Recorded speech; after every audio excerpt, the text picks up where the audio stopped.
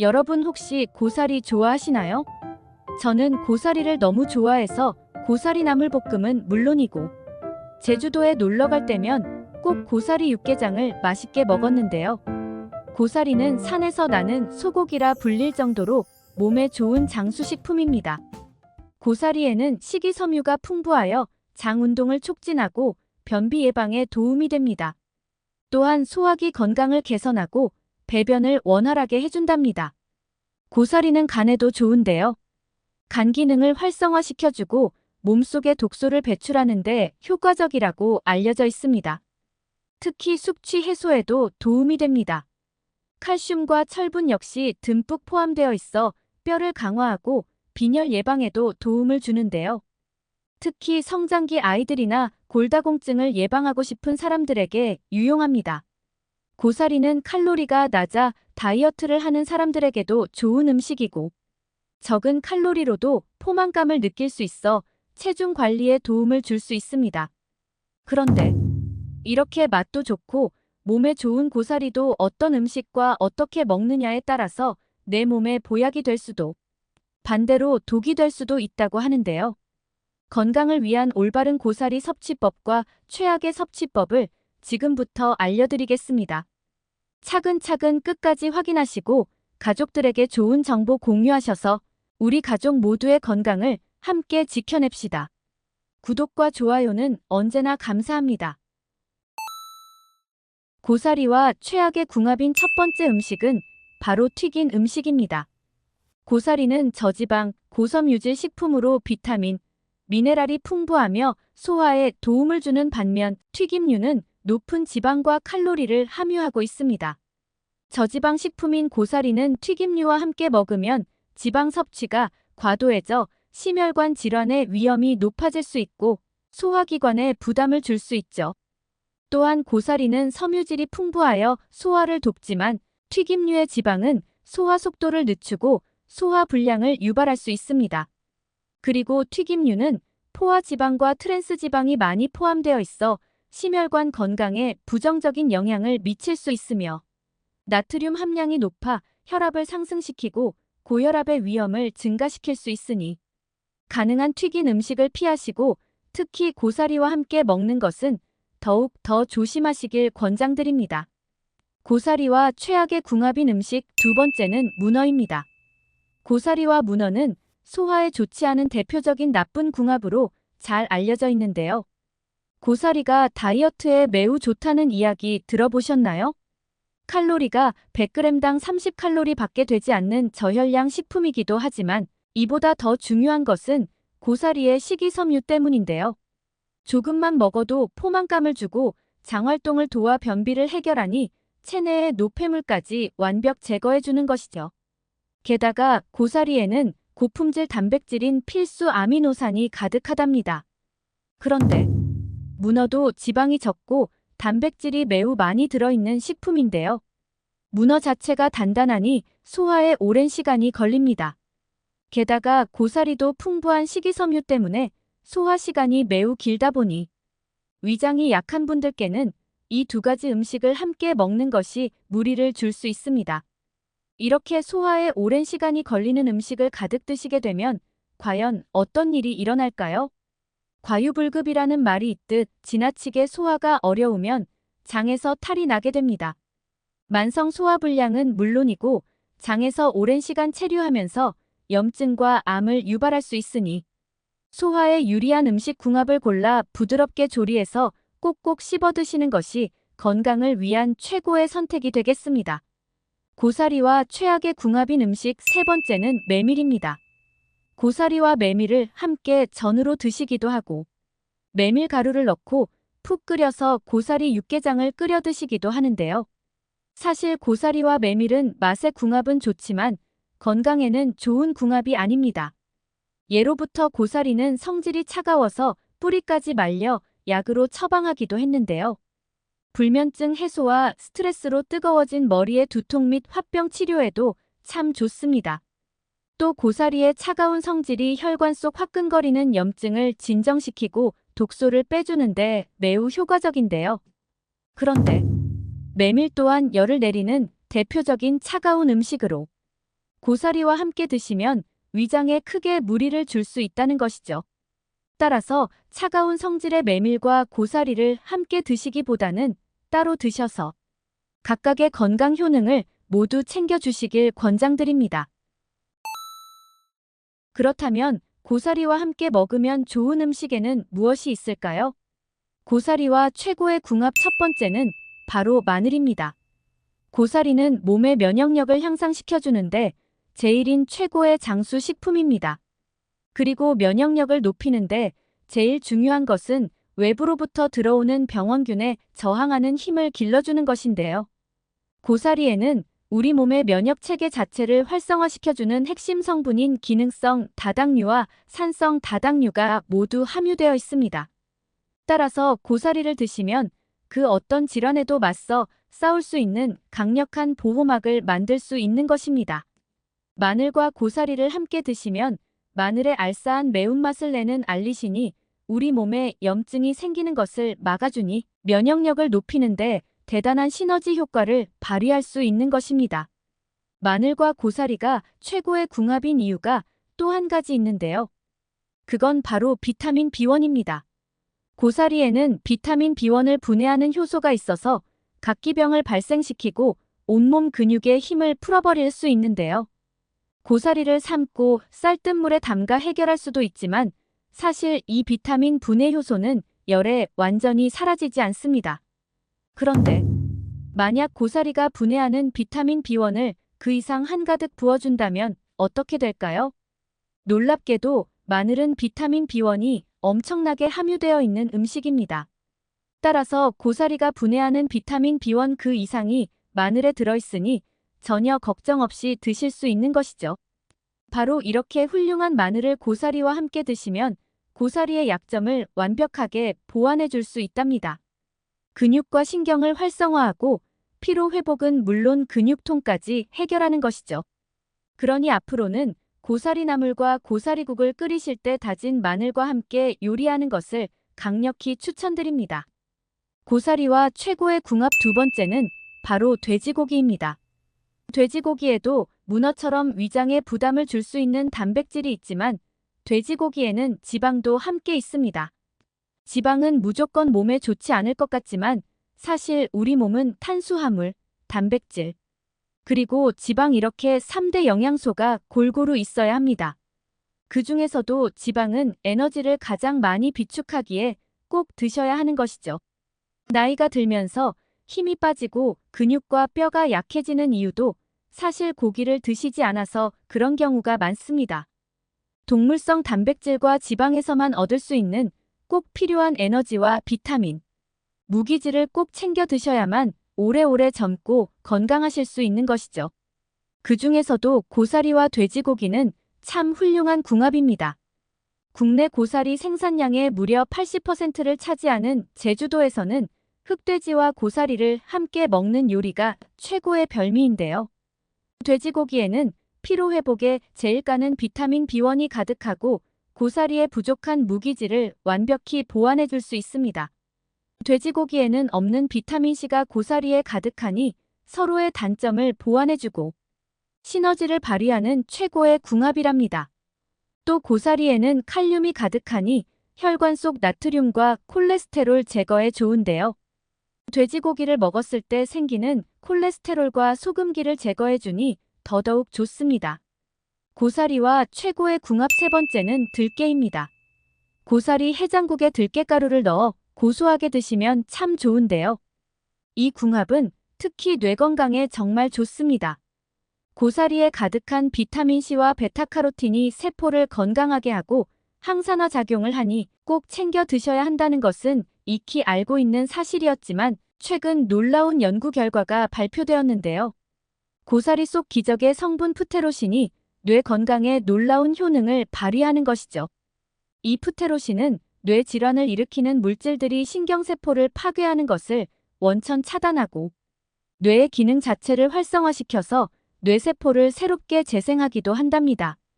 놀랍게도 치매는 물론이고 관절염과 연골 재생에 아주 효과적이라고 합니다.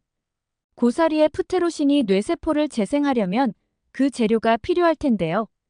여기에 뇌세포의 구성 성분이 있어야 하는데 놀랍게도 들깨 속 불포화 지방산 리놀레산이 바로 뇌신경과 뇌세포를 구성하는 핵심 성분입니다.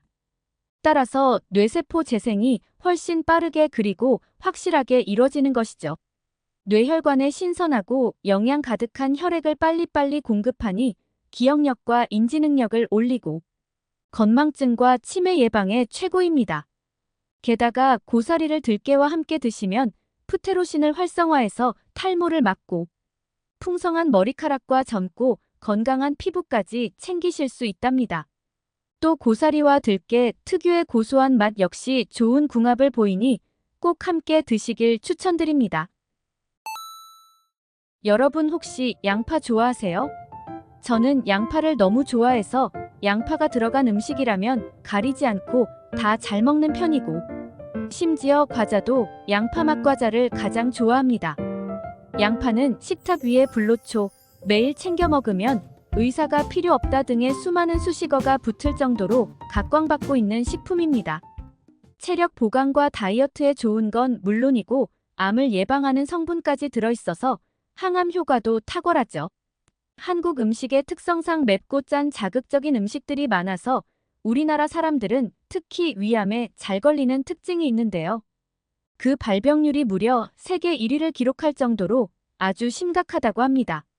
이때 평소에 양파를 꾸준히 섭취하면 양파에 들어있는 유화 프로피랄림과 폴리페놀, 이소티오시아네이트, 페르세틴 등의 다양한 성분들이 우리가 짠 음식을 먹었을 때 암을 유발하는 성분인 아질산염과 아민의 결합을 막아 소화기 암을 예방하고 체내 발암물질의 전이를 막아 항암에 탁월한 효과를 줍니다. 그런데 이렇게 맛도 좋고 몸에 좋은 양파도 어떤 음식과 어떻게 먹느냐에 따라서 내 몸에 보약이 될 수도 반대로 독이 될 수도 있다고 하는데요. 건강을 위한 올바른 양파 섭취법과 최악의 섭취법을 지금부터 알려드리겠습니다. 차근차근 끝까지 확인하시고 가족들에게 좋은 정보 공유하셔서 우리 가족 모두의 건강을 함께 지켜냅시다. 구독과 좋아요는 언제나 감사합니다. 최악의 양파 섭취법. 첫 번째는 바로 양파즙입니다. 양파즙은 먹기 간편하면서도 모든 영양소를 남김없이 섭취할 수 있다는 생각에 많은 분들이 챙겨 드시고 계십니다. 실제로 양파에는 인슐린 기능을 도와 혈당 조절을 돕는 크롬 성분이 풍부하고 퀘르세틴 성분이 혈중에 쌓인 지방과 콜레스테롤 수치를 낮춰주는 등의 다양한 효능을 가지고 있습니다. 그러나 아무리 몸에 좋은 양파라 할지라도 즙을 내서 먹는다면 얘기가 180도 달라지는데요. 과일과 채소에 있는 섬유소와 과육을 입으로 씹어서 먹으면 천천히 소화시키는 과정을 거치기 때문에 똑같은 당지수라도 혈당이 천천히 올라갑니다. 그런데 양파로 즙을 내버리면 내용물이 농축되면서 당도가 올라가고 씹을 필요가 없기 때문에 몸에 빠른 속도로 흡수되어 혈당이 급격히 상승하게 됩니다. 특히 양파에는 칼륨이 100g당 144mg으로 적지 않은 양이 함유되어 있는데요. 이를 즙으로 만들어 자주 마시게 되면 평소 당뇨로 인해 신장 기능이 약해져 있는 분들은 칼륨 배출이 원활히 되지 않고 몸에 그대로 쌓여 심각한 부작용을 일으킬 수 있습니다. 몸의 칼륨 수치가 높아지면 근육 무력감, 피로감, 저린 감각, 오심, 구토, 설사 등이 나타나며 증상이 심해지면 근육마비, 호흡부전, 저혈압, 부정맥을 유발하고 여기서 더 심해지면 심장마비까지 초래할 수 있기 때문에 칼륨 섭취에 대해 각별히 신경 써야 합니다. 이 때문에 평소 혈당 관리가 되지 않거나 신장이 약하신 분들은 양파즙만큼은 더더욱 피하셔야 하는데요. 양파뿐만 아니라 배즙, 포도즙, 사과즙처럼 음식을 즙으로 만들어 먹으면 내용물이 농축되어 부피가 줄어들다 보니 나도 모르게 생으로 먹는 것보다 더 많은 양을 먹게 되어 오히려 부작용을 일으키게 됩니다. 무엇보다 건강즙들은 고열에서 장시간 끓이는 과정을 거치기 때문에 식이섬유나 비타민이 모두 파괴되고 건강에 도움을 주는 식품 고유의 핵심 성분들이 모두 휘발되기 때문에 그 효능을 제대로 누리지 못하게 됩니다. 때문에 되도록 음식을 즙으로 내서 먹는 것보다는 과채 그 자체로 씹어서 섭취하는 것이 가장 좋습니다. 씹는 것이 부담스러워 액체 형태를 원하신다면 양파 껍질을 차로 우려 드시는 것을 추천드리는데요. 양파 껍질에는 노화를 늦추고 치매와 암을 예방해주는 플라보노이드 성분이 알맹이보다 무려 30에서 40배가량 많기 때문에 양파 껍질을 이용한 양파 껍질차를 만들어 드시는 것도 좋은 방법이 되겠습니다. 양파와 최악의 궁합이 되는 음식. 두 번째는 바로 꿀입니다. 양파와 꿀을 직접적으로 먹는 경우는 많지 않겠지만 간혹 양파가 들어간 요리를 할 때 양념에 설탕 대신 꿀을 넣거나 또는 양파 음료에 꿀을 첨가한다거나 양파와 꿀을 섞어 만든 양파꿀 절임을 통해서도 양파와 꿀을 같이 드셨던 분들이 많으실 겁니다. 양파에 함유된 비타민과 일부 식물성 화합물은 꿀의 효소 반응을 억제하여 꿀의 효능을 감소시키고 양파의 섬유소가 꿀의 소화효소와 만나서 과도한 소화작용으로 인해 복통이나 설사 등으로 소화기관에 부담을 줄 수 있습니다.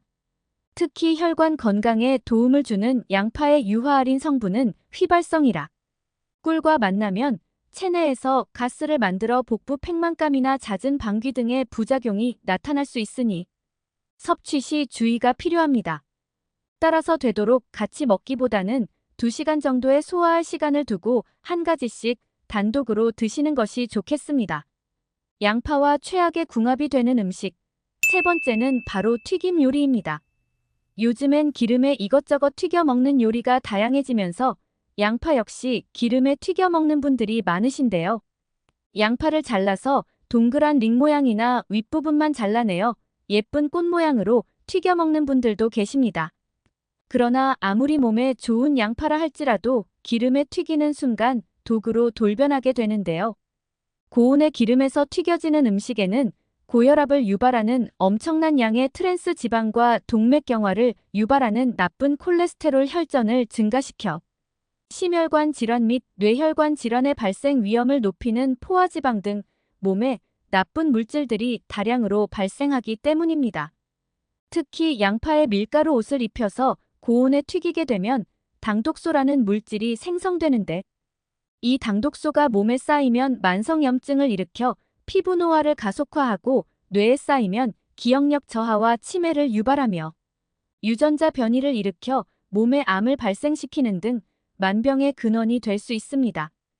더군다나 당독소는 잘 분해되지도 않아서 섭취할수록 체내에 점차 쌓이게 되는데 이러한 튀긴 음식을 자주 섭취하게 되면 결국 온몸에 만성염증이 생기고 심혈관 질환이나 뇌질환을 일으키게 됩니다.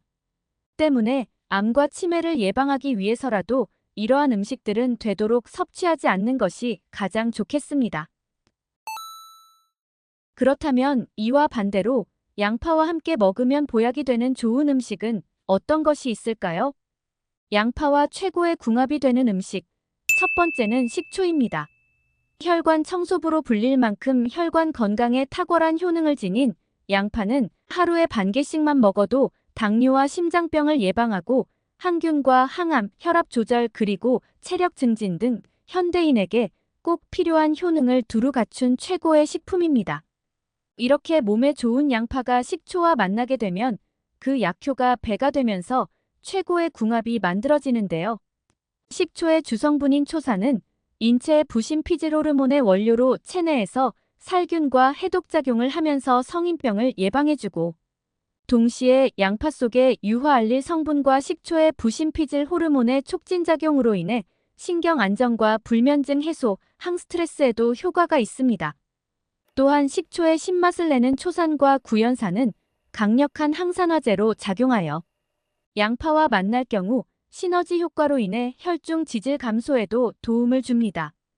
뿐만 아니라 식초에는 아세트산이라는 성분이 있어서 혈관을 부드럽게 하고 혈압을 안정적으로 조절하며 식초의 유기산 성분이 위산 분비를 촉진하고 소화 효소를 활성화시키기 때문에 소화에 부담이 되는 음식과 함께 먹을 때 더욱 좋습니다. 양파와 최고의 궁합인 음식. 두 번째는 돼지고기입니다. 우리 몸에 좋은 기운을 가져다주는 음식하면 돼지고기가 빠질 수 없는데요.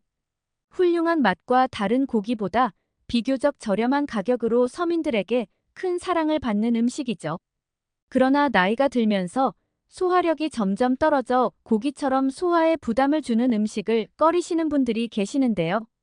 이때 고기를 양파와 함께 드시면 양파에 함유된 단백질분해 요소가 소화에 도움을 주면서 양파의 매운맛을 내는 황화알릴 성분이 위와 장 점막의 세포를 자극시켜 소화력을 높여주고 식욕을 증진시킵니다. 또한 양파는 알칼리성 식품으로서 돼지고기 같은 육류와 함께 요리하면 양파에 들어있는 활성 성분이 고기의 단백질과 결합해 고기 특유의 잡내를 없애고 퀘르세틴 성분이 몸속에 지방 성분을 분해해 체내의 지방이 축적되는 것을 방지해줍니다. 특히 양파의 알리신 성분과 고기에 함유된 비타민 B1이 만날 경우 알리티아민이라는 성분으로 바뀌는데 이는 에너지 생성을 촉진하여 근육과 신경 기능을 활성화하고 피로 회복과 체력 증진 등 다양한 효과를 가져다 줍니다. 나이를 먹을수록 근육이 줄어들기 때문에 고기처럼 단백질이 풍부한 음식을 골고루 섭취해야 합니다. 그러나 소화력이 떨어진다고 이러한 음식들을 가려 먹으면 근육만 감소하는 것이 아니라 당뇨나 고지혈증, 면역력 저하, 관절 질환 등 각종 질환으로 이어질 위험이 있기 때문에 이처럼 동물성 단백질의 소화가 부담된다면 앞서 말씀드린 것처럼 양파 또는 양파와 식초를 곁들인 양파초절임을 함께 드시는 것도 좋은 방법이 되겠습니다. 양파와 궁합이 좋은 음식. 세 번째는 콩입니다. 땅콩이나 강낭콩 등 콩류에는 비타민 B3의 일종인 나이아신이라는 성분이 풍부한데요. 콩의 풍부한 나이아신 성분은 양파의 퀘르세틴 흡수율을 극대화시켜주고 반대로 양파의 베타카로틴 성분은 지용성이기 때문에 콩의 풍부한 불포화 지방의 흡수율을 높여주는 서로 간에 좋은 상호작용을 합니다. 특히 콩에 함유된 나이아신 성분은 혈중 콜레스테롤을 조절해주고 혈압을 낮추는 데 도움을 주며 관절염 완화, 뇌기능 개선 등 우리 신체에서 일어나는 400여 개 이상의 생화학적 반응에 관여하는 중요한 영양소입니다. 콩은 땅콩이나 병아리콩, 렌틸콩, 완두콩 등 그 종류도 다양하니 반찬이나 잡곡밥 등 기호에 맞게 요리한 뒤 양파가 들어간 음식을 곁들여서 드시면 아주 건강한 식단이 될 수 있겠습니다. 이렇게 궁합이 좋은 음식 외에도 양파 자체만으로 건강하게 섭취하는 방법과 섭취 시 반드시 주의할 점을 알려드리겠습니다. 우선 양파는 썬 직후 조리하기보다는 실온에 15분에서 30분 정도 놔둔 후에 조리할 것을 추천드립니다. 그 이유는 양파가 산소와 접촉하면 양파 속 황화알릴 성분의 일부가 체내에 유익한 효소로 변하기 때문인데요. 특히 양파를 썰 때 산소와 닿는 면적이 많도록 잘게 썰어두면 효과를 높일 수 있는데 이때 발생한 황화알릴 성분은 혈관을 확장해 혈액순환을 돕고 혈전이 생기는 것을 방지해 고혈압, 동맥경화, 뇌경색, 심근경색 등 심혈관 질환에도 효과적입니다. 또 많은 분들이 양파의 갈색 겉껍질뿐만 아니라 살짝 색이 비치는 두 번째 껍질까지 전부 벗기는 경우가 많은데요. 이럴 경우 칼슘은 약 98%, 마그네슘은 약 87%가 손실된다고 합니다. 겉껍질에 가까울수록 항산화 성분인 케르세틴과 플라보노이드가 껍질 속 알맹이보다 30배에서 40배가량 많아 세포 노화를 막는 것은 물론 치매 예방과 항염증 효과도 크게 얻을 수 있기 때문에 되도록 양파 껍질은 최대한 조금만 벗겨서 드시는 것이 좋겠습니다. 그리고 가장 중요한 점 한 가지, 간혹 양파를 쓰려고 꺼내서 껍질을 까보면 속 안에 검은 곰팡이가 핀 것을 보게 되는데요. 몇몇 분들은 이러한 곰팡이를 대수롭지 않게 여기고 물로 씻거나 그 부위만 도려내서 사용하는 분들이 계십니다. 이러한 행위는 정말 피하셔야 하는데요. 양파의 곰팡이에는 일명 잿빛 곰팡이병이라고 불리는 파툴린이라는 독소가 생성되는데 이는 눈에 보이는 부위를 도려냈다 하더라도 그 균사체가 멀쩡해 보이는 부분까지 퍼져 있는 경우가 많습니다. 이 파툴린이라는 독소를 섭취할 경우 구토나 설사는 물론이고 심하면 장염, 신장 손상 그리고 신경 독성 면역 저하, 여기에 더 악화되면 위암이나 위궤양 등을 일으킨다고 합니다. 무엇보다 이 독소는 100도로 끓여도 파괴되지 않기 때문에 이러한 곰팡이가 발견된다면 아까워하지 말고 과감히 버리도록 하며 양파에 곰팡이가 피지 않도록 보관에 유의하는 것이 좋겠습니다. 여러분 혹시 브로콜리 좋아하세요? 저는 브로콜리를 정말 좋아해서 브로콜리가 들어간 반찬은 물론이고 브로콜리를 초고추장에 찍어 먹는 것도 너무 좋아하는데요. 브로콜리는 미국 타임즈가 선정한 세계 10대 슈퍼푸드 중 하나이자 철분의 왕이라는 별명을 얻을 정도로 다른 채소에 비해 철분의 함량이 2배나 많으며 독소 배출에 효능이 있는 클로로필도 풍부해서 간에 축적된 독소를 제거하는 해독 작용에 뛰어난 효과가 있답니다. 브로콜리는 비타민C와 식이섬유 그리고 각종 미네랄이 풍부하여 면역력 강화와 피부 건강은 물론이고 당뇨 완화에도 좋다고 알려져 있습니다. 특히 브로콜리는 암세포를 제압하는 1등 항암 채소로 알려져 있는데요. 그 이유는 바로 항산화 물질인 설포라판이라는 성분이 브로콜리에 많이 함유되어 있기 때문입니다. 그런데 이렇게 맛도 좋고 몸에 좋은 브로콜리도 어떤 음식과 어떻게 먹느냐에 따라서 내 몸에 보약이 될 수도 반대로 독이 될 수도 있다고 하는데요.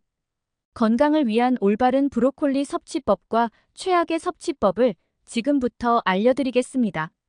차근차근 끝까지 확인하시고 가족들에게 좋은 정보 공유하셔서 우리 가족 모두의 건강을 함께 지켜냅시다. 구독과 좋아요는 언제나 감사합니다.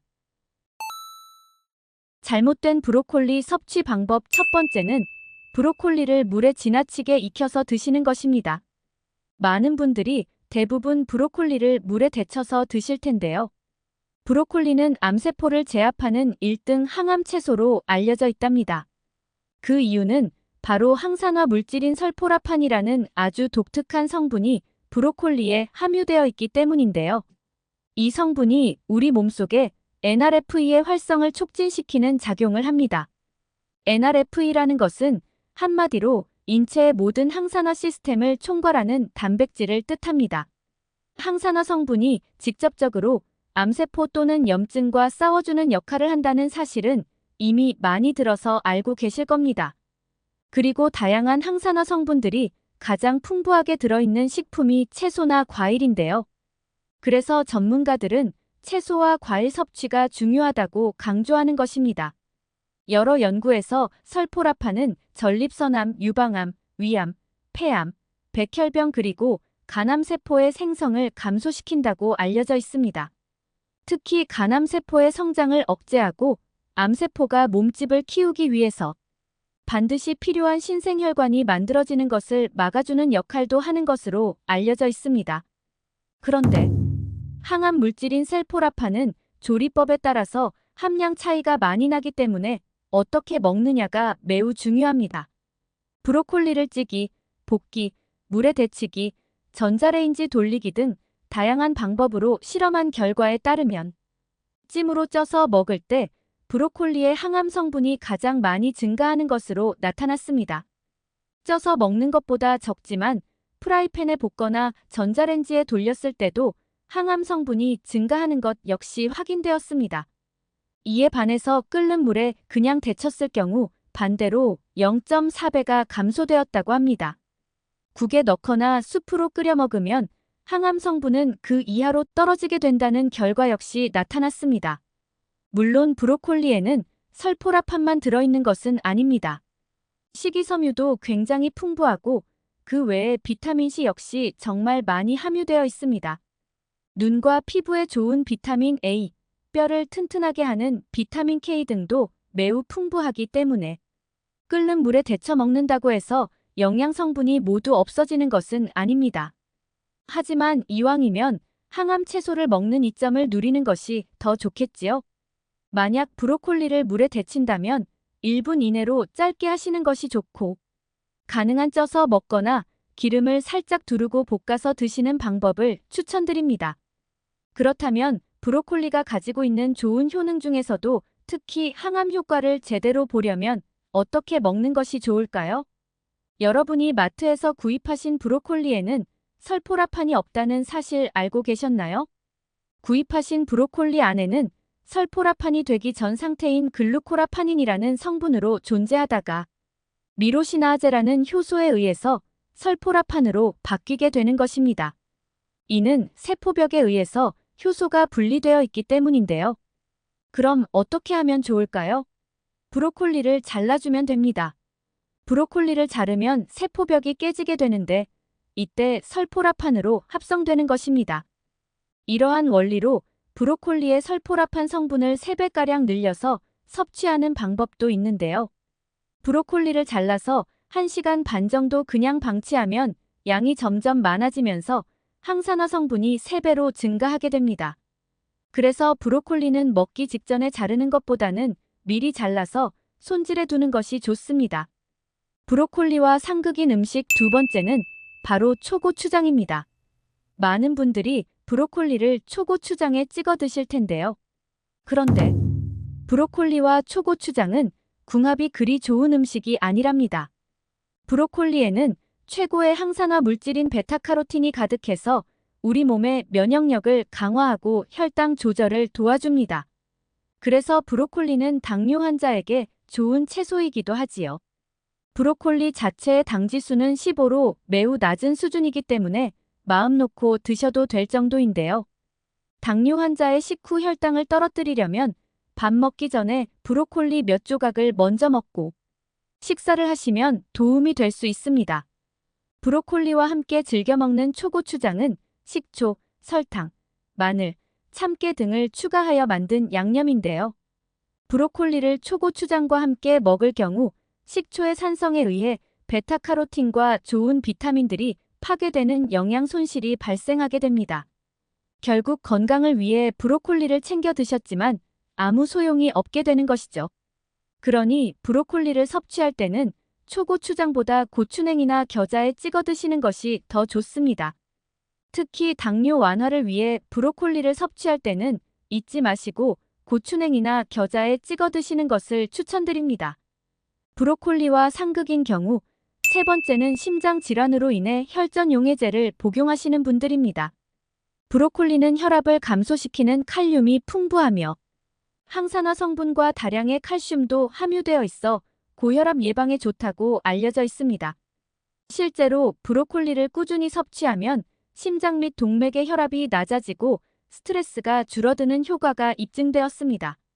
그런데 브로콜리는 비타민 K가 풍부해서 와파린의 혈액 응고 억제 작용을 방해할 수 있습니다. 고혈압이나 고지혈증 치료제는 혈액을 묽게 하여 혈전 생성을 방지하는 역할을 하는 반면 브로콜리는 혈액을 응고시켜 혈관 내의 출혈이나 상처를 치유하는 효과가 있습니다. 따라서 약의 효과를 감소시킬 수 있으니 브로콜리를 과잉 섭취하거나 주스로 농축해서 드시는 방법은 피하시는 것이 좋습니다. 또한 처방약 복용 후 약 2시간이 지난 후에 브로콜리를 섭취하는 것이 안전합니다. 건강한 성인의 경우 브로콜리를 적정량 섭취하는 것은 특별한 문제가 되지 않지만 하루 권장량을 초과하지 않도록 주의해야 합니다. 일반적으로 건강한 성인의 경우 하루에 1컵 정도의 브로콜리가 적당한 섭취량이라고 알려져 있습니다. 하지만 개인의 건강 상태와 식습관에 따라 권장량은 달라질 수 있으므로 식단에 포함되는 채소의 종류와 양을 적절하게 조절하는 것이 중요합니다. 갑상선 기능 저하증이 있는 분들도 브로콜리를 섭취하실 때 주의하시는 게 좋은데요. 브로콜리가 대사되는 과정에서 고이트로젠이라는 성분이 만들어지는데 이 성분이 갑상선 호르몬 생성에 영향을 줄 수 있기 때문입니다. 따라서 갑상선 기능 저하증이 있으신 분들은 브로콜리를 과다 섭취할 경우 증상을 악화시킬 수 있으니 주의하시길 권장드립니다. 그리고 브로콜리는 한의학적으로 냉한 성질을 가지고 있습니다. 그래서 장이 차거나 장이 예민한 분들이 과잉 섭취할 경우 소화 기능에 부담을 주어 복통 및 설사를 유발할 수 있습니다. 특히 과민성 대장 증후군이나 소화장애가 있는 분들은 브로콜리 섭취량을 조절하시길 추천드립니다. 그렇다면 브로콜리와 함께 먹으면 좋은 음식에는 무엇이 있을까요? 추천드리는 브로콜리와 궁합이 좋은 음식은 바로 토마토입니다. 토마토 역시 브로콜리와 마찬가지로 세계 10대 건강식품 중 하나이며 토마토의 항암 효과는 베타카로틴보다 더욱 강력하다고 알려져 있는데요. 그러므로 브로콜리와 토마토를 함께 섭취하면 뛰어난 항암 효과를 낼 수 있습니다. 특히 토마토에 함유된 라이코펜은 브로콜리와 함께 섭취할 때 그 흡수율이 증가하는데요. 발표된 연구 결과에 따르면 전립선암과 유방암 등 여러 종류의 암세포를 파괴하는 놀라운 효능을 보여주는 최적의 조합이라고 합니다. 브로콜리는 치매 예방에도 도움이 됩니다. 브로콜리 속에 들어있는 인돌이라는 성분이 치매를 유발하는 베타아밀로이드의 생성을 막고 몸 밖으로 배출시켜서 기억력을 개선시키는데 도움이 된다고 알려져 있습니다. 게다가 브로콜리는 한의학적으로 뇌를 튼튼하게 하고 뇌와 척수를 둘러싸고 있는 뇌척수액을 채워주는 효능이 있는 음식 약재로 쓰이고 있다고 합니다. 토마토에 함유된 칼슘, 철분, 비타민 B 등도 두뇌 활동을 좋게 하며 혈행을 조절하는 데 필수적인 영양 성분이 골고루 들어있어서 치매 예방을 위해 더없이 좋은 영양 보물 창고가 아닐 수 없습니다. 브로콜리와 토마토는 마늘 및 올리브 오일, 그리고 굴소스와 함께 브로콜리 토마토 볶음으로 만들어 드시면 맛과 영양을 모두 챙기실 수 있습니다. 오늘 내용을 다시 한번 정리하면 먼저 브로콜리는 끓는 물에 지나치게 익혀서 드시는 것보다 되도록 쪄서 먹거나 기름을 살짝 두르고 볶아서 드시면 항암 효과를 극대화하실 수 있습니다. 또한 브로콜리는 초고추장 대신 고추냉이나 겨자와 함께 먹는 것이 당뇨 완화를 위한 좋은 섭취 방법이 되겠습니다. 고혈압이나 고지혈증 치료제를 복용하시는 분들의 경우 브로콜리 섭취와 약 복용 시간 사이에 최소한 2시간 정도의 간격을 두는 것이 안전합니다. 브로콜리는 토마토와 함께 드시는 것이 맛과 영양분을 모두 챙길 수 있는 방법이며 동시에 항암 효과를 극대화시키는 방법이 되겠습니다. 여러분 혹시 계피 좋아하세요? 저는 계피를 정말 좋아해서 사탕도 계피맛 사탕을 제일 많이 먹는데요. 정향 그리고 후추와 함께 세계 3대 향신료로 손꼽히는 계피는 톡 쏘면서도 맵싸한 맛을 자랑하는 최고의 향료이자 그 속에 숨겨진 탁월한 효능 때문에 한방에서도 자주 사용되는 약재이기도 합니다. 계피는 콜레스테롤 수치를 조절하고 혈당이 증가하는 것을 억제하며 체지방 감소, 염증 완화 등 다양한 효능이 있지만 그 중에서도 특히 몸에 돌연변이 세포가 발생하는 것을 억제해 암을 예방하는 데도 탁월하죠. 실제로 암 전문 국제 암학술지에 실린 연구에 따르면 실험쥐에 계피 추출물을 투여했더니 20일 정도가 지난 뒤부터 암덩어리가 현저하게 줄어드는 것이 육안으로도 확인되었고 4주 후에는 무려 80%까지 작아졌다고 합니다. 이 밖에도 41가지의 강력한 항산화 물질이 포함되어 있어서 면역 증진, 정력 강화, 위장 건강, 노화 방지 등 다양한 효능이 있습니다. 그런데 이렇게 맛도 좋고 몸에 좋은 계피도 어떤 음식과 어떻게 먹느냐에 따라서 내 몸에 보약이 될 수도 반대로 독이 될 수도 있다고 하는데요. 건강을 위한 올바른 계피 섭취법과 최악의 섭취법을 지금부터 알려드리겠습니다. 차근차근 끝까지 확인하시고 가족들에게 좋은 정보 공유하셔서 우리 가족 모두의 건강을 함께 지켜냅시다. 구독과 좋아요는 언제나 감사합니다. 계피가 독이 되는 경우 첫 번째는 계피를 시나몬으로 잘못 알고 먹는 것입니다. 최근 모 연예인이 방송에서 시나몬 가루를 먹으면 운동하지 않아도 살이 빠지고 혈압과 혈당에 좋다는 말에 너도 나도 계피를 많이 찾지만 계피를 시나몬처럼 먹으면 큰일 날 수도 있습니다. 많은 분들이 계피를 영어로 하면 시나몬이라고 알고 계시지만 사실 시나몬과 계피는 서로 다른 종류인데요. 후추, 정향과 함께 세계 3대 향신료라는 시나몬이 단지 계피로 해석되었기 때문에 이 혼란은 오래전부터 이어져 왔습니다. 계피의 학명은 보통 차이니즈 시나몬이나 카시아 시나몬이라 부르고 시나몬의 학명은 실론 시나몬이라 부릅니다. 실론 시나몬은 스리랑카의 옛 지명인 실론 섬과 인도 남부가 원산지이고 우리가 흔히 아는 계피는 중국 남부와 베트남이 원산지입니다. 그런데 문제가 되는 것은 계피가 몸에 좋다고 해서 무분별하게 섭취했다가는 몸에 심각한 부작용을 일으킬 수 있다는 것이인데요. 계피에 쿠마린이라는 성분이 들어있는데 이 성분을 장기간 과다하게 섭취할 경우 체내의 독성을 일으켜 간과 신장에 심각한 손상을 유발하고 알레르기를 일으키기도 하며 심지어 동물 실험 결과 암 발생의 위험을 증가시킬 수 있다는 연구 결과도 있습니다.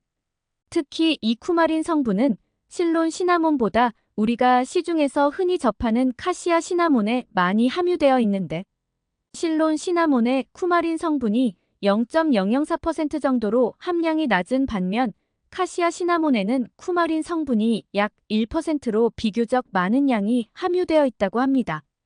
이는 하루에 1에서 2티스푼 정도만 섭취해도 쿠마린 허용치가 초과되는 양이기 합니다. 2013년 당시 한국에 수입된 계피의 통계에 따르면 베트남 계피가 2127톤으로 전체 수입 물량의 80%를 차지하고 있으며 뒤이어 중국 계피가 49톤으로 15.7%를 차지했는데요. 미국과 베트남에서 수입된 카시아 시나몬은 실론 시나몬에 비해 값이 저렴한 데다 소량만 사용해도 맛과 향이 강해서 가성비가 좋다고 여겨지는 식품으로 흔히 수정과에 들어가는 것이 바로 이 카시아 시나몬입니다. 하지만 앞서 말씀드린 것처럼 카시아 시나몬에는 쿠마린 성분 함량이 높아서 자칫 간과 신장에 큰 문제를 일으킬 수 있기 때문에 많이 섭취하는 것은 피하셔야 하는데요. 계피를 이용해 건강을 증진시킨다는 말은 우리가 흔히 접하는 계피가 아니라 실론 시나몬을 섭취해야 한다는 뜻입니다. 계피를 섭취할 때 이 점 잘 알아두시고 드시길 바랍니다. 계피가 독이 되는 경우 두 번째는 계피를 가루 그대로 먹는 것입니다. 계피가 몸에 좋다는 사실이 알려지고 섭취량이 늘면서 그에 따른 섭취 방법도 다양해지고 있습니다. 그 중에서도 특히 계피가루를 그냥 입에 털어넣고서는 물과 함께 섭취하는 분들이 간혹 계신데요. 이것은 정말 주의하셔야 하는 섭취법입니다. 계피가루를 그대로 입에 넣게 되면 입안과 목구멍에 자극을 일으켜 자칫 사레가 들리기도 하는데 이때 기도를 통해 가루가 폐로 들어가게 되면 흡인성 폐렴으로 인해 폐가 손상을 입을 수도 있습니다. 이는 계피가 가진 섬유질을 폐가 분해하지 못하기 때문인데요. 이러한 문제가 반복될 경우 폐에 축적되어 염증이 지속되고 치료하지 않으면 영구적인 손상으로 이어질 수 있기 때문에 주의가 필요합니다. 때문에 천식과 같은 호흡 기질환을 앓고 있거나 기관지에 문제가 있으신 분들은 계피 가루를 직접적으로 바로 드시는 것은 피하시길 권장드립니다. 계피가 독이 되는 경우 세 번째는 입안에 생기는 염증입니다. 계피에는 몸에 좋은 다양한 성분이 들어있지만 반대로 부작용을 일으킬 수 있는 성분도 포함되어 있는데요. 계피에 신라말데히드라 성분이 함유되어 있는데 이 성분은 모세혈관을 확장시켜 혈액순환을 개선하고 구취의 원인이 되는 구강 박테리아를 억제하며 충치 예방에도 도움을 주는 성분입니다. 그런데 이 성분이 입안에 오랫동안 머물게 되면 오히려 잇몸과 같은 구강 조직에 자극을 일으켜 잇몸이 붓는 등 염증이 발생하거나 심하면 괴사가 진행될 수도 있습니다. 침분비가 원활한 분들은 이러한 부작용이 나타날 위험이 낮겠지만 구강 건조증을 앓고 있거나 침분비가 원활하지 않은 분들은 이러한 부작용을 반드시 유의하셔야 합니다. 계피를 섭취한 뒤에 잇몸이 가렵거나 뜨겁고 붓는 증상이 생긴다면 되도록 섭취하지 않는 것이 좋고 계피를 드신 후에는 입안을 물로 한번 헹궈내는 것이 좋겠습니다. 계피가 독이 되는 경우 네 번째는 약과 함께 먹는 것입니다. 계피는 적당량을 섭취할 때 대부분의 약물과 함께 복용해도 큰 문제가 없는 것으로 알려져 있습니다. 하지만 당뇨병이나 심장병, 간질환 치료제 등의 약을 복용 중일 때 계피를 너무 많이 섭취하게 되면 계피의 효능들이 이러한 약물과 더해지면서 상호작용으로 인해 효과를 향상시키거나 반대로 효과를 낮추는 부작용이 나타날 수 있기 때문에 주의가 필요합니다. 특히 약 중에서도 파라세타몰, 아세트아미노펜, 스타틴과 같은 약들은 계피와 만나면 간에 부담을 줘서 간 손상의 가능성을 높일 수도 있습니다. 따라서 지금 복용 중인 약이 있다면 반드시 담당 의사와 상담한 뒤에 섭취 여부를 결정하시는 것이 좋겠습니다. 그렇다면 이와 반대로 계피를 건강하게 섭취하는 방법에는 어떤 것이 있을까요? 계피를 건강하게 섭취하는 방법 첫 번째는 꿀과 함께 먹는 것입니다. 꿀과 계피를 함께 먹으면 면역력이 강화되고 항체 생산을 촉진시켜 기침이나 감기와 같은 질병을 예방하며 특히 관절에서 발생하는 통증 완화에도 도움이 되는데요. 실제로 코펜하겐 대학의 연구 결과에 의하면 200명의 관절염 환자들에게 꿀을 큰 술로 하나, 계피가루를 작은 찻술로 반을 섞어서 복용시켰더니 이 200명의 환자들 중에서 73명은 일주일 내에 통증이 완전히 가셨고 나머지 환자들은 대부분이 한 달 이내에 통증 없이 걷기를 시작했다고 합니다. 시나몬에는 폴리페놀 성분이 있어서 따뜻한 물과 함께 드시는 것이 좋은데요. 폴리페놀은 인슐린 민감성 향상과 인슐린 저항성 개선에 좋은 성분이며 뜨거운 물과 섭취하실 때 흡수율이 더 좋아진다고 합니다. 계피를 건강하게 섭취하는 방법 두 번째는 커피에 타서 먹는 것입니다. 계피를 섭취하는 방법 중 추천드리는 것은 커피에 넣어 마시는 것입니다. 매일 마시는 커피에 계피를 조금만 첨가해준다면 맛과 건강 모두를 챙길 수 있는데 계피 중에서도 실론 시나몬은 우리가 알던 카시아 시나몬보다 향과 맛이 강하지 않으면서도 부드럽고 매운 맛이 덜하기 때문에 은은한 향과 맛을 즐길 수 있습니다. 먹는 방법은 어려울 것 없이 커피 한 잔에 시나몬 반 티스푼을 넣어 마시면 되는데요.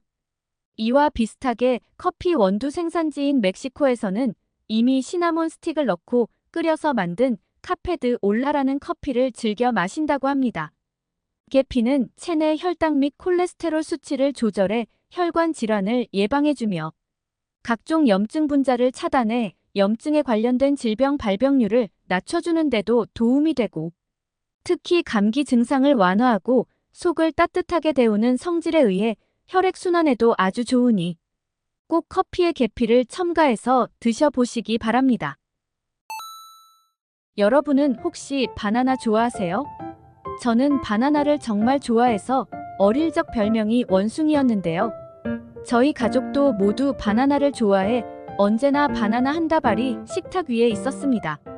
맛도 좋고 먹기도 편해 많은 사람들에게 사랑받는 바나나는 몸에도 정말 좋다고 하는데요.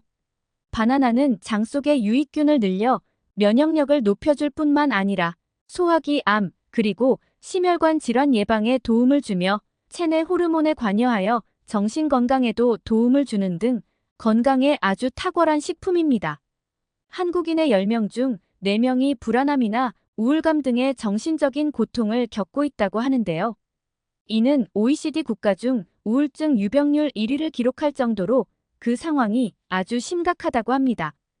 우울증과 불안장애 증세가 심하다면 당연히 전문의를 찾아가는 것이 좋겠지만 마음을 달래기 위해 바나나를 섭취하는 것도 꽤나 큰 도움이 된다고 합니다. 바나나 속에 함유된 트립토판이라는 성분은 우리 몸의 행복 호르몬이라 불리는 세로토닌을 분비시켜서 기분이 우울하거나 스트레스를 받을 때 행복 지수를 높여줍니다. 이렇게 우리 몸에 좋은 성분으로 가득한 바나나. 그런데 맛도 좋고 몸에도 좋은 바나나가 어떤 음식과 어떻게 먹느냐에 따라서 내 몸에 보약이 될 수도 반대로 독이 될 수도 있다고 하는데요. 건강을 위한 올바른 바나나 섭취법과 최악의 섭취법을 지금부터 알려드리겠습니다. 차근차근 끝까지 확인하시고 가족들에게 좋은 정보 공유하셔서 우리 가족 모두의 건강을 함께 지켜냅시다. 구독과 좋아요는 언제나 감사합니다. 건강에 최악이 되는 바나나 섭취법. 첫 번째는 말린 바나나입니다. 과일이 건강에 좋다는 것은 누구나 아는 사실이죠. 때문에 최근 들어 몸에 좋은 과일을 좀 더 간편하게 그리고 자주 섭취하고자 하는 마음에 말린 과일을 드시는 분들이 부쩍 늘었는데요. 말린 과일은 생과일보다 휴대가 간편하고 오래 보관할 수 있다는 장점과 수분을 날리고 말린 덕에 맛이 응축되고 특유의 진한 맛과 쫄깃한 식감 덕분에 날이 갈수록 말린 과일을 찾는 분들이 꾸준히 늘고 있습니다. 하지만 과연 이렇게 말린 과일들도 생과일만큼 몸에 좋을까요? 과일을 말리게 되면 수분이 날아가고 그만큼 부피가 줄어들기 때문에 생과일과 같은 무게라 할지라도 열량이 상당히 높아지는데요.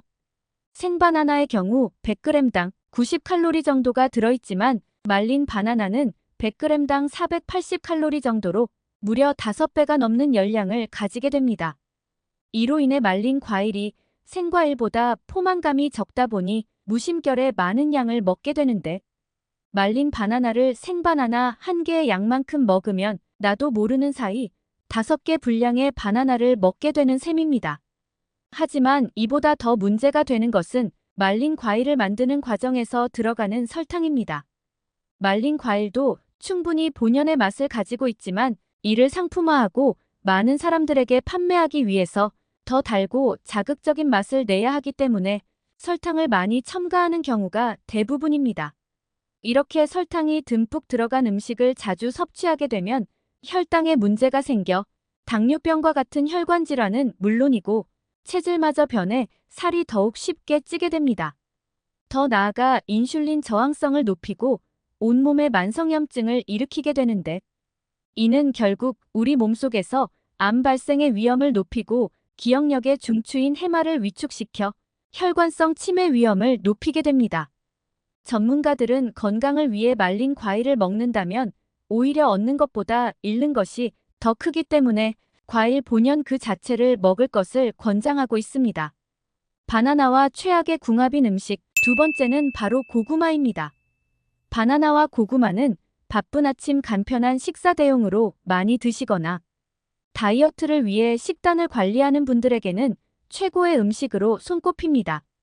실제로 바나나와 고구마 모두 양질의 복합 탄수화물로 이루어져 있어 섭취 시 포만감이 비교적 오래가기에 과식을 막아주는 효과가 있습니다. 특히 바나나에는 장내 유익균의 먹이가 되는 펙틴 성분과 저항성 전분이 풍부해서 다이어트 때 생길 수 있는 변비도 예방할 수 있습니다. 그런데 여기에는 우리가 생각지도 못한 함정이 숨어 있는데요. 그것은 바로 이 두 음식 모두 칼륨 함량이 상당하다는 것입니다. 칼륨은 우리 몸에서 혈압 조절과 심혈관 건강을 개선하는 데 도움을 주며 근육의 수축과 이완을 조절하고 신경 전달을 개선하는 등의 다양한 역할을 합니다. 그러나 칼륨 함량이 풍부한 음식을 과도하게 섭취하면 혈류에 칼륨이 많아지는 고칼륨 혈증을 일으켜서 근육 무력감, 피로감, 저린 감각, 오심, 구토, 설사 등이 나타나며 증상이 심해지면 근육마비, 호흡부전, 저혈압, 부정맥을 유발하고 여기서 더 심해지면 심장마비까지 일으킬 수 있는 부작용이 발생하게 됩니다. 또한 신장 기능이 약하신 분들은 몸에서 칼륨 배출이 원활히 되지 않기 때문에 건강을 생각해서 먹었다가 오히려 신장을 더욱 악화시키는 경우가 발생할 수 있으므로 이 두 음식을 같이 먹는 것은 가급적 피하시는 것이 좋겠습니다. 바나나와 최악의 궁합이 되는 음식. 세 번째는 바로 우유입니다. 흔히 편의점이나 마트에 바나나 우유가 있듯이 달콤한 바나나와 부드러운 우유는 서로 환상의 궁합인 것처럼 보입니다.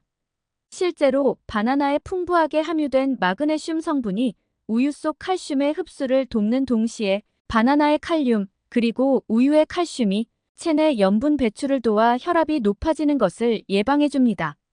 특히 바나나와 우유 두 음식 모두 트립토판이라는 성분이 풍부한데 이는 행복 호르몬이라 불리는 세로토닌의 분비를 도와 불안함과 우울함은 줄이면서 행복감은 높여주고 불면증을 개선하여 수면의 질을 높여주는 역할도 합니다.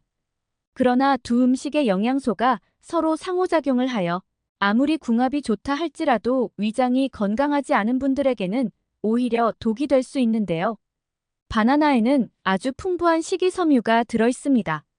그러나 우리 몸에는 식물의 섬유소 성분을 소화할 수 있게 분해해주는 효소가 따로 없기 때문에 위에서 분해되지 않고 그대로 소장을 거쳐 대장으로 내려가 장에 있는 미생물에 의해 발효되고 소화됩니다.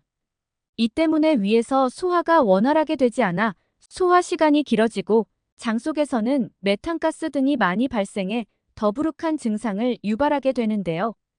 더군다나 여기에 우유까지 더해진다면 장에서 음식이 과하게 발효되어 장 건강에 악영향을 줄 수 있습니다. 이런 작용이 반복되면 피로감과 무기력감을 느끼고 심하면 위염이나 역류성 식도염까지 유발할 수 있습니다. 평소에 장이 건강한 사람에게는 큰 문제가 되지 않겠지만 반대로 장이 건강하지 못한 분들에게는 부담을 줄 수 있기 때문에 되도록 바나나와 우유를 함께 먹는 것은 가급적 피하는 것이 좋겠습니다. 그렇다면 이와 반대로 바나나와 함께 먹으면 보약이 되는 좋은 음식은 어떤 것이 있을까요? 바나나와 같이 먹으면 보약이 되는 음식 첫 번째는 오트밀입니다. 오트밀이라고 하면 다소 생소하실 텐데요. 오트밀은 바로 우리가 흔히 먹는 귀리를 압착해 만든 것입니다. 바나나와 오트밀의 궁합이 좋은 이유는 바로 섬유질 때문인데요. 섬유질이 풍부한 바나나는 대부분 불용성 섬유질이기 때문에 변의 부피를 늘리는 데는 도움이 되지만 물을 흡수해서 변을 부드럽게 만드는 수용성 섬유질이 부족하기 때문에 간혹 바나나를 먹은 뒤에 변비에 걸리는 경우가 발생하게 됩니다. 이에 반해 오트밀에는 수용성 섬유질이 50% 이상으로 아주 풍부하기 때문에 바나나와 오트밀을 같이 섭취하면 균형 잡힌 섬유질 섭취가 될 수 있습니다. 특히 이러한 수용성 섬유질은 물을 흡수하는 능력과 접착력이 강해서 체내 독성물질이나 지방, 콜레스테롤을 흡착해 체외로 배출시켜 고지혈증과 혈관질환을 예방하고 암을 예방하는 데도 큰 효과가 있습니다. 바나나와 같이 먹으면 보약이 되는 음식 두 번째는 견과류입니다. 견과류는 노화를 예방하고 만성질환이나 심혈관 질환, 암 등 각종 질병 예방에 도움이 된다는 사실이 널리 알려지면서 꾸준히 사랑받고 있는 식품이죠. 이렇게 몸에 좋은 견과류가 바나나와 궁합이 좋은 이유는 바로 바나나가 가지고 있는 정신건강 치료 효과를 더욱 높이기 때문입니다. 바나나의 풍부한 비타민 B6는 행복 호르몬이라 불리는 세로토닌 분비를 도와 우울함을 줄이고 행복감을 높여주는 역할을 합니다. 여기에 호두나 땅콩, 아몬드, 호박씨 등의 견과류를 더하면 견과에 함유된 아미노산의 일종인 트립토판이 세로토닌 생성의 원료로 작용해 더욱 큰 시너지 효과를 일으킵니다. 여러분 혹시 바나나 중에 초록색 바나나를 보신 적 있으신가요? 과연 초록색 바나나는 먹어도 괜찮은 걸까요? 바나나는 초록색과 노란색, 그리고 죽은 깨무늬와 갈색이 있죠. 보통 우리가 바나나를 구입할 때 녹색이 도는 바나나를 구입할 경우 후숙한 뒤에 먹는데 후숙하지 않은 초록색 바나나는 맹맹하고 단맛이 적어서 꺼려하는 분들이 계십니다. 그런데 초록색 바나나에는 의외로 엄청난 효능이 숨어 있는데요. 덜 익은 느낌이 드는 단단한 초록색 바나나에는 일명 착한 탄수화물이라고 불리는 저항성 전분이 노란색 바나나보다 20배 이상 많이 함유되어 있는데 이는 포도당으로 전환돼 혈액으로 흡수되는 속도를 늦춰 혈당이 천천히 올라가 살이 덜 찌는 효과를 냅니다. 특히 최근 영국 뉴캐슬대 연구에서는 이 저항성 전분을 꾸준히 섭취했더니 암 발생 확률이 60% 이상 감소하였으며 그 중에서도 식도, 위, 담도, 췌장, 십이지장 등 상부 소화관의 암 억제 효과가 큰 것으로 나타났습니다. 위와 소장에서 잘 소화되지 않는 저항성 전분은 대장으로 내려가 발효 과정을 거치고 장 속 유익균의 먹이가 되어 건강에 도움을 주는데 연구진들은 이러한 효과를 얻기 위한 하루 전분 섭취량은 덜 익은 바나나 1개 정도면 충분하다고 합니다. 또 다른 연구에서는 하루에 섭취하는 탄수화물의 5%만 저항성 전분으로 대체해도 식후 지방 연소를 23%까지 증가시킬 수 있다는 연구 논문도 있어.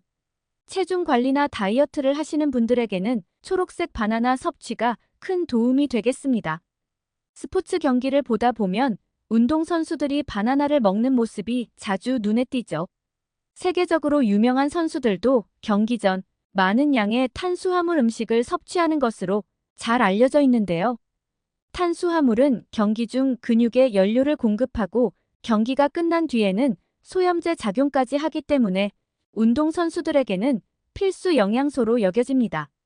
그동안 운동 후에는 스포츠 음료를 마시는 것이 관행으로 여겨졌지만 인공 향료나 설탕, 카페인과 같은 화학 첨가제들이 많이 섞여 있다 보니 최근에는 스포츠 음료 대신 바나나처럼 천연 음식으로 대체하는 선수들이 크게 늘고 있습니다. 바나나의 풍부한 탄수화물과 천연 당분인 과당을 많이 함유하고 있어 빠른 시간 안에 에너지를 공급하고 무엇보다 화학 첨가제 걱정이 없기 때문에 스포츠 휴대용으로 자주 추천되는 음식입니다. 미국 애팔레치안 주립대학교 연구팀이 운동 중 섭취하는 탄수화물의 효과를 비교한 결과 바나나의 항염증 효과 등이 스포츠 음료보다 더 좋은 것으로 나타났는데요. 장시간 운동을 할 때 탄수화물을 먹거나 마시면 운동 강도를 오래 유지시키고 운동 후 회복 속도도 더 높이는 것으로 나타났습니다. 특히 흥미로운 점은 운동 후 스포츠 음료를 마신 사람보다 바나나를 섭취한 선수에게서 염증을 일으키는 콕스2라는 호르몬 생성이 더디다는 연구 결과가 나오기도 했습니다. 따라서 바나나의 효과를 제대로 누리고자 한다면 운동 전 또는 운동 후에 섭취하는 것이 좋겠습니다. 오늘은 고사리의 올바른 섭취법에 대해 알아봤습니다. 정보가 도움되셨다면 주변의 소중한 분들에게 영상을 공유해주세요. 구독과 좋아요도 부탁드릴게요. 구독과 좋아요는 새마을 정보에게 언제나 큰 힘이 됩니다. 다음에 더 유익한 영상으로 찾아오겠습니다. 새마을 정보는 언제나 구독자 여러분이 건강하시길 진심으로 기원합니다. 건강하고 행복하세요.